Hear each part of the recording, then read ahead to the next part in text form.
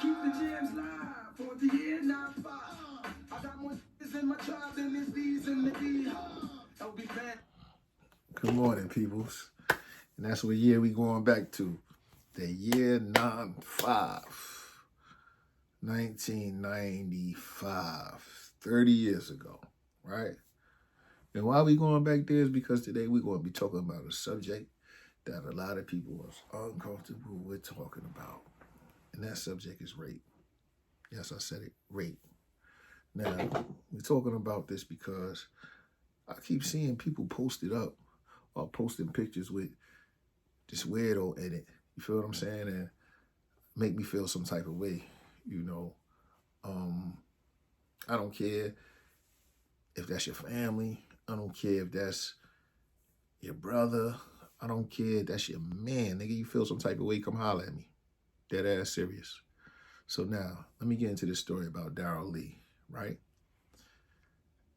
Now, the year is 95. I'm 15 years old. And there used to be this little chick in the neighborhood. And I'm going to go off the top of my head. And when I need to fill in parts, I'm going to just go and look at my phone. Because this is what I'm looking at right now. Search public records. See what I'm saying? That's what I'm looking at. And this is what I'm going to be telling you the story about. Stories about Darryl Lee, a weirdo from a neighborhood in Southside Jamaica, Queens, who lived on 140th Street between Linden and 115th Avenue. Now, was this little chick in the neighborhood that I was messing with or talking to back in the days, you know, little kid shit, was actually one of my homie's little sisters. And, you know, I think I was 15 at the time. I think he might have been a little bit, maybe a year older than me, same age as me. I'm not particularly sure, but she was younger than me. She was about 13 or 14. I was 15, right? So I'm not going to say her name because I'm not going to further victimize her. And this happened so long ago, I don't want to bring up any old wounds. But why I'm bringing y'all this stories today is because as men in our community, we have a responsibility to protect our women and protect our children. And I feel that we have been failing dramatically or drastically at doing that. So that's why I'm bringing y'all this story today. Now, like I said, Darryl Lee. Darryl Lee is 55 years old now. Back in 1995, he was about 26. I was 15. He got me by 11 years. So about 20. He was about 26. And this bum ass nigga always lived with his mom. Probably still do live with his mom. I don't know. I haven't seen him.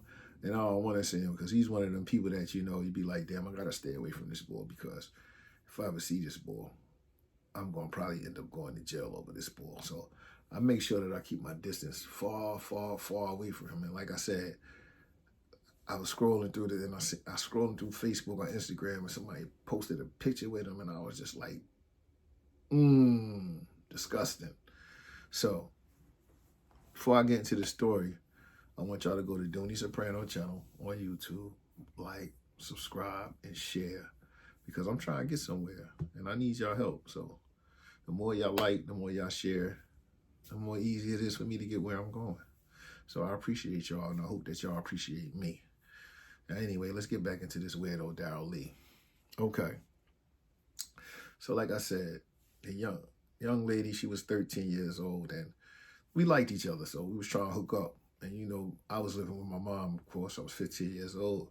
And my mom used to work for transit, so she was always gone. Like, I could always have something come to the crib and, you know, do what I do and slide out. It's always been like that ever since I was like 12, 13 years old. I always had the house. Everybody knew you could just come to my house, right? So anyway, boom. This particular day, my Dukes ain't go to work or something because when she came through, Mommy was home, so I had to improvise. So when I had to improvise, that's when this weirdo come into play at, right? So boom, check it. I take over there to his crib. I'm like, yo, Darryl, like, yo, I got such and such with me, man. Let me use your crib for a minute. You know, Darryl stayed in the basement with his mom. And Darryl was a little fly nigga. Like, can't take that away from him. Back in the days, he was fly. He kept a nice gold chain, you know, kept a car. You know, he was the shit a little bit back in the days, but he was a vicious dick rider.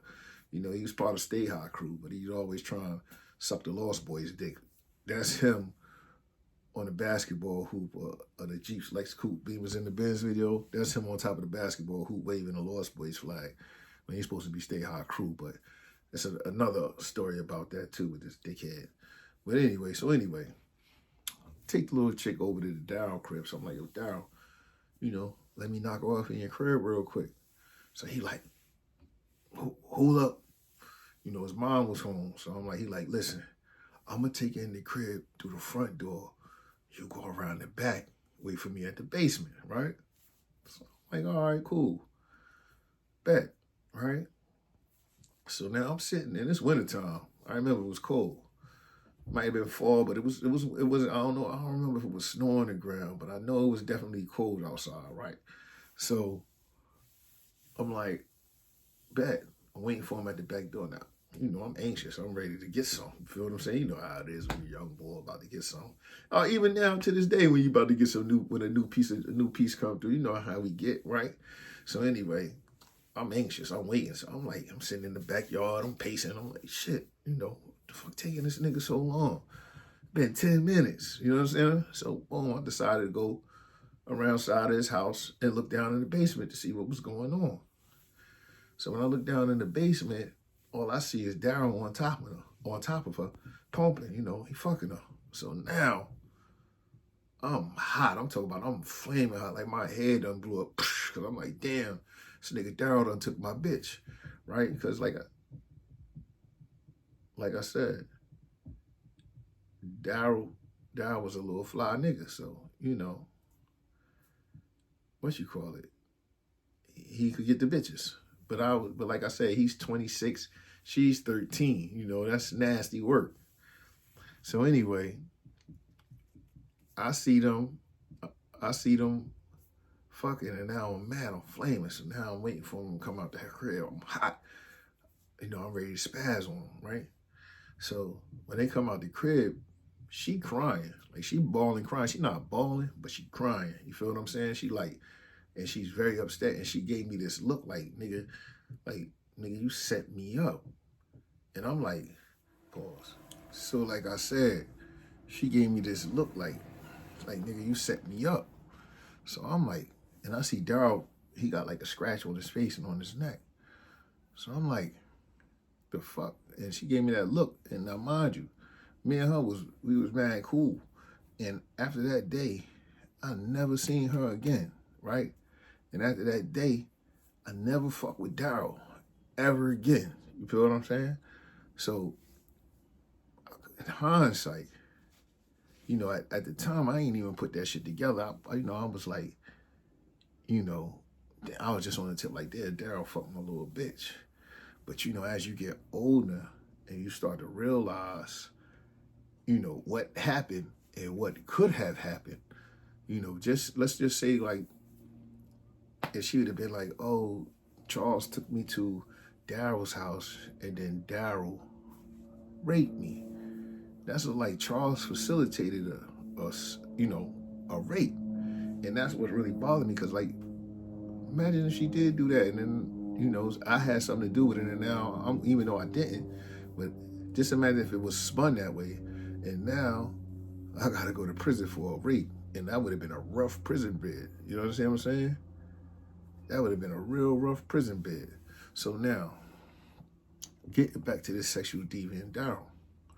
Like this dude right here, and like I said, us as men in our community, we have a duty to protect our women against people like this dude. Now, listen to how vicious this dude is, because I'm only coming with fact, like the shit that happened between me and Darryl, that's all allegations. Don't nobody know about that story but me, Darryl, and the young lady that it happened to.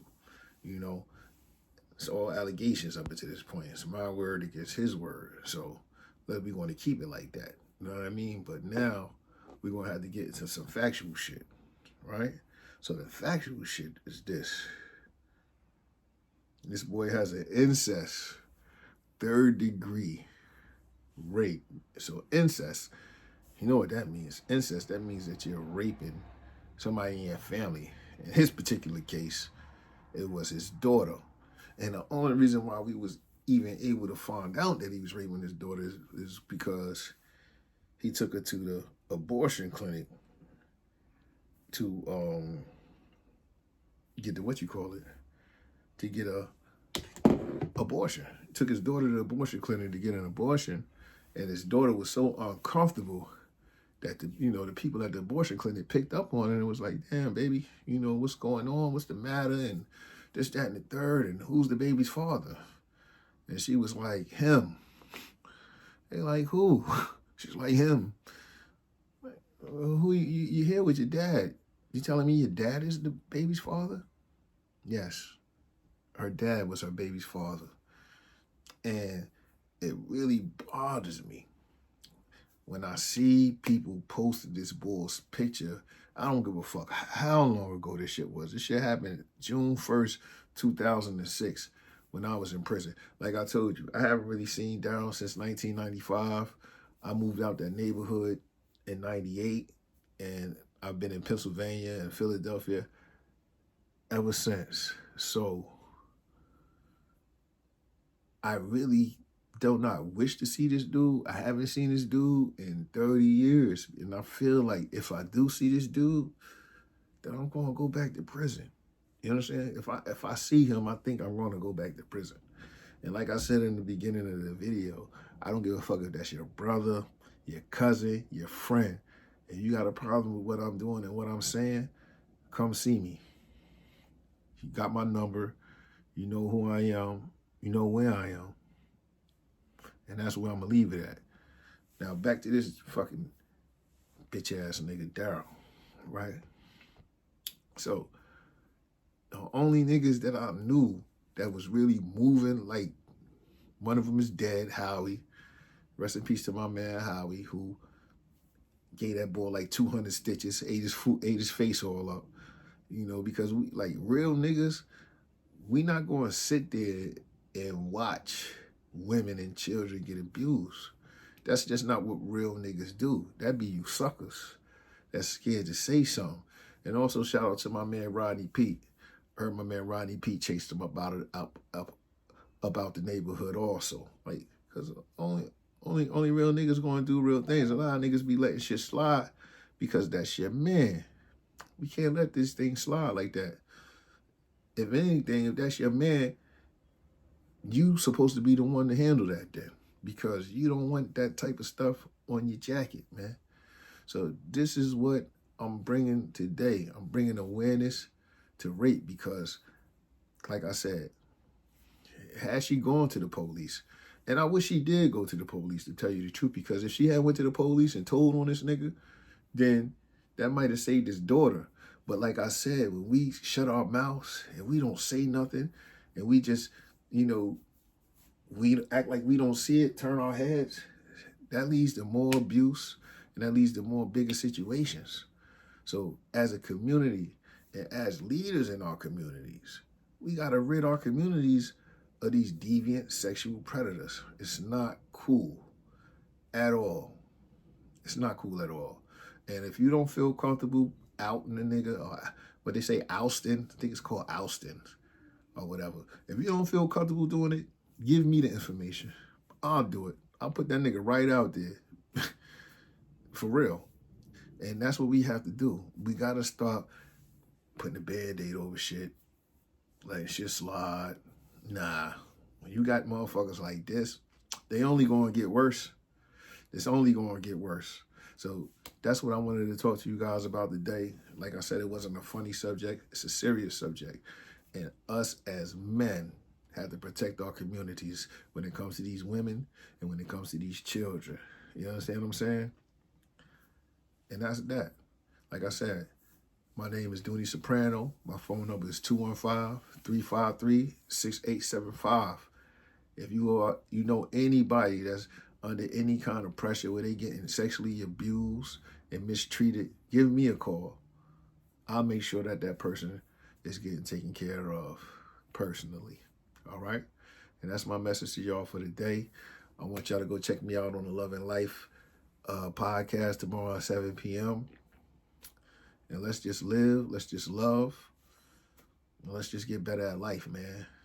Let's get these kids right, because our kids is fucked up. We got to get our kids better, man. I'm seeing a lot of stuff that I'm not liking what I see. You know what I mean? And that's what we're going to do in 2025. We're going to get ahead. That's it. Peace.